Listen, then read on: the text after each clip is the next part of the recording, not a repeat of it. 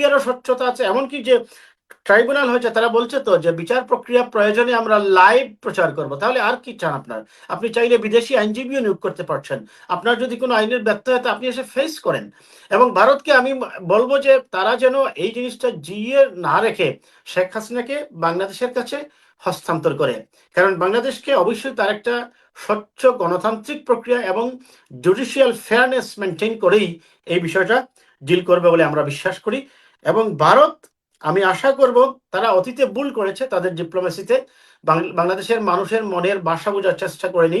আমরা আশা করব তারা তাদের ফরেন পলিসিতে পরিবর্তন আনবে এবং ডক্টর ইউনূস সরকারের সাথে তাদের পররাষ্ট্রনীতি মর্যাদার ভিত্তিতেই দেখার চেষ্টা করবে। হ্যাঁ, জি, ধন্যবাদ। ধন্যবাদ আপনাকে। দ্বিতীয় পর্যায়ে আসবো এমডি শাহাদাত। আনমিউট করেন শাহাদাত। জি, আসসালামু আলাইকুম রাহমাতুল্লাহ। ধন্যবাদ জানাচ্ছি এনামুল হক মনির ভাইকে এবং বিজ্ঞ আলোচকদেরকে যারা অত্যন্ত গুরুত্বপূর্ণ আলোচনা করেছেন।